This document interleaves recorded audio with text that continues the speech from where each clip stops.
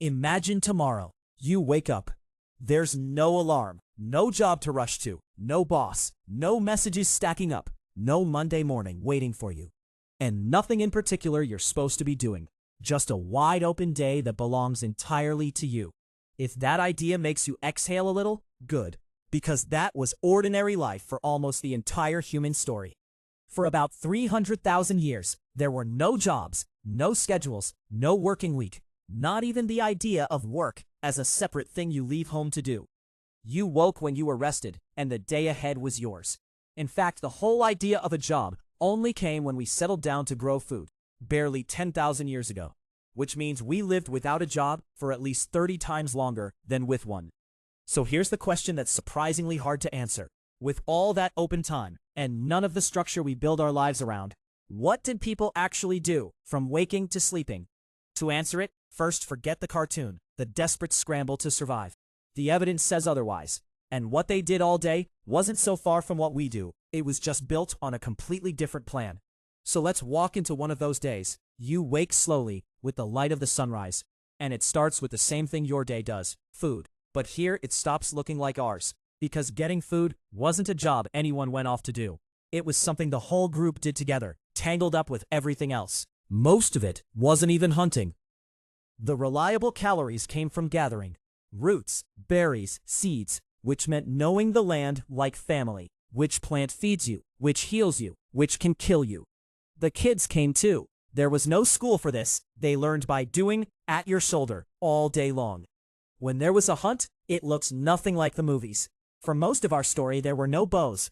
Hunting meant patience, stalking, trapping, working as a group, and sometimes a trick almost nothing else on Earth can do, outlasting the animal on foot. In 2004, two scientists, Bramble and Lieberman, showed why in the journal Nature. Long legs, springy tendons, and one quiet superpower. We cool ourselves by sweating, while the prey has to stop and pant. You can't outsprint a deer, but you can follow it until it gives out. So finding food was never separate from family, or teaching, or friendship. By the afternoon, once there was enough food, the day turned to the other thing that filled it, making things. And no, you didn't just sit and stare at nothing. Your hands were almost always busy. You worked hides into clothing, twisted plant fiber into cord, knapped stone into edges sharp enough to shave with. None of it was a job. It was just what your hands did while you sat and talked, with no clock ticking and no deadline waiting at the end of it. And some of what you made had no practical use at all, except to mean something. On the Indonesian island of Sulawesi, deep inside a cave, there's a painting of a wild pig dated to at least 45,000 years old. Nearby, a whole scene of human-like figures and animals goes back more than 51,000 years, the oldest known story ever painted on a wall. Picture what that took. Someone mixed pigment, carried a light into the dark, and pressed their imagination onto stone. Not to eat, not to survive, but because they had something to say and wanted it to outlast them. It worked. We're still looking at it. Today, we keep art in its own box. Galleries, art classes, creative careers, all walled off from ordinary life. For them, there was no box. Making something beautiful was just part of the day, like finding food or mending a tool. And the people around you weren't a separate part of the day either. They were the day. Children weren't dropped off and left somewhere. A kid grew up in the middle of everything, raised by the whole band, learning the world by living inside it. And when someone couldn't keep up, the sick, the injured, and the old, they weren't left behind. We know this because the bones remember it. At a place called Dimanisi, in modern Georgia, scientists found a skull about 1.77 million years old. An old man who had lost all but one tooth, years before he died. On his own, he could never have chewed enough to survive, which means someone fed him, softened his food, stayed close, kept him going. That was nearly 2 million years ago, long before our own species even existed. Think about how we handle that today. We've built whole institutions for it. Daycare, hospitals, care homes. For them, none of that existed. Looking after each other wasn't a service you paid for or a shift someone worked. Caring for one another isn't a modern civilized invention. It may be one of the oldest human things there is. There's one more thing that filled their days, and it's the one we've boxed up most of all, the sacred. For us, belief has its own building, its own day of the week, its own people in robes. For them, there was no separate religion to step into. Meaning was simply braided through everything else. You can see it most clearly in how they treated the dead. Long before any temple or scripture, people were burying their own, not discarding a body, but laying it to rest, on purpose, with care. At a site called Sungir in what's now Russia, archaeologists found graves around 34,000 years old, covered in thousands of hand-carved ivory beads. Each one, maybe an hour of work. That's a staggering share of a living person's time, given to someone who had died. They didn't have a word for religion, because they didn't need one. The animals they hunted, the dead they buried, the fire they sat around at night, the meaning wasn't kept in a box marked sacred. It was just part of being alive. And then the light goes, and even here, nothing splits the way it does for us. There was no line where the work ended and time off began, because there was no work mode to step out of in the first place. Rest wasn't a reward at the end of the week. It was threaded through the whole day, like everything else. When the dark came, people didn't scatter to separate rooms and separate screens. They gathered at the fire, and what happened there might be the most human part of the day.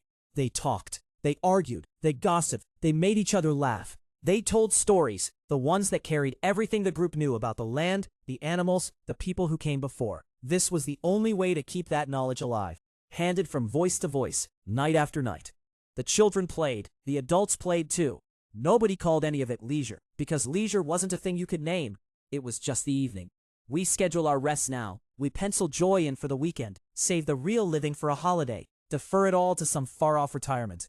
They never had to, because there was no week to escape, and no part of life fenced off to be enjoyed later. It was all happening now, at the fire, together.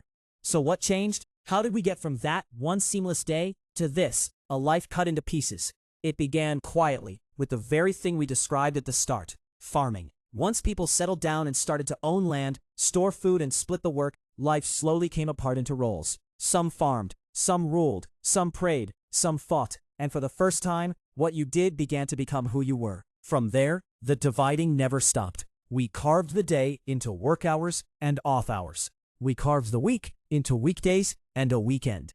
We built a separate place for everything. Offices for working, schools for learning, hospitals for healing, homes for resting, temples for believing, and a separate profession to staff each one. We even carved up a single life. Childhood, then career, then retirement. Piece by piece, we took that one continuous thing and packed it into boxes. And here's the part worth sitting with. We usually tell this as a story of progress, and in many ways, it was. But notice what it cost. Our ancestors weren't missing the things we have. We are missing the thing they had. They never needed work-life balance because their life was never split in two. They didn't make time for the people they loved because there was no other kind of time. What we really traded away wasn't leisure or simplicity. It was wholeness, a single, unbroken day. So that was a day. You woke with the light and found food alongside the people you loved. You made things, some useful, some only beautiful, and no line between them. You looked after the young and the old. You sat by a fire and turned the day's knowledge into stories. And not one piece of it was walled off from the rest. It wasn't work, then family, then leisure, then worship. It was just life. All of it, all at once. So tomorrow, when the alarm goes off and the day breaks itself into pieces, the commute, the meeting, the quick reply, the scrap of time you finally call your own, remember that it wasn't always like this. For 300,000 years, the day didn't come in boxes. It came whole. You can't undo 10,000 years. None of us is walking back to the fire. But maybe, every now and then, you can let one of the walls go soft. Blur the line between the work and the rest, between the people you love and the time you make for them. Because that seamless day isn't really lost. It's still in there, underneath all the boxes. It always was.